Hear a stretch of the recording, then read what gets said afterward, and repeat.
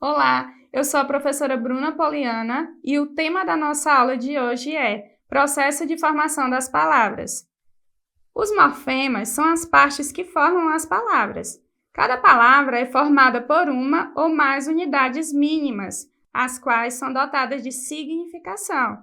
Observe: casa, casar, casório, casamento, descasado.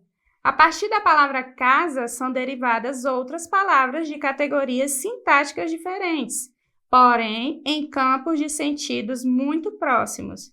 É possível observar que as palavras mantêm uma parte idêntica entre si, que é o C-A-S. É o que se chama de radical ou raiz.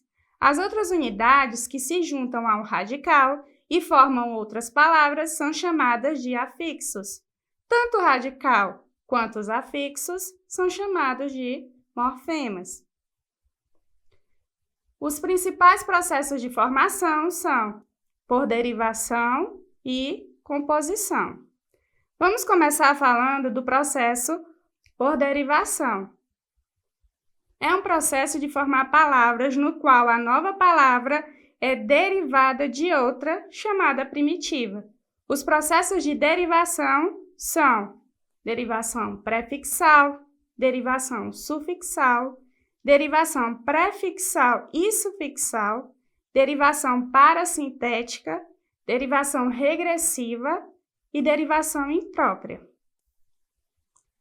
A derivação prefixal é um processo de formar palavras no qual um prefixo ou mais são acrescentados à palavra primitiva. Por exemplo, compor. O prefixo com foi adicionado à palavra por. Impaciente.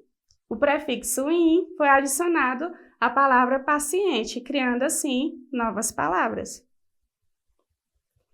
Já a derivação sufixal é um processo de formar palavras no qual um sufixo ou mais são acrescentados à palavra primitiva. Exemplos: realmente. A palavra real foi adicionado o sufixo mente. Folhagem. A palavra folha foi adicionado o sufixo gen, formando assim novas palavras. Vamos ver agora a derivação prefixal e sufixal.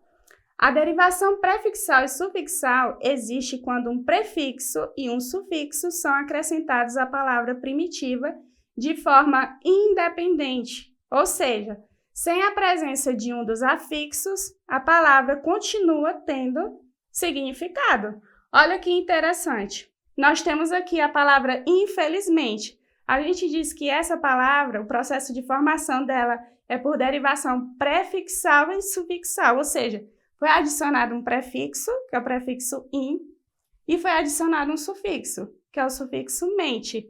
Só que os afixos, eles são independentes, ou seja, se eu retirar um, a palavra ainda tem um significado. Por exemplo, se eu tirar o prefixo in, ainda existe a palavra felizmente. Se eu tirar o sufixo mente, ainda existirá a palavra infeliz. Portanto, derivação prefixal e sufixal, eles são afixos independentes. Agora a gente vai falar sobre a derivação parasintética.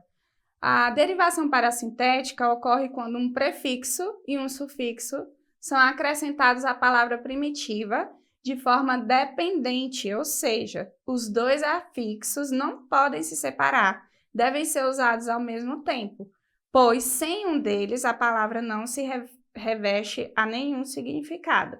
Vejam só o exemplo, anoitecer. Eu tenho um prefixo a e eu tenho um sufixo c.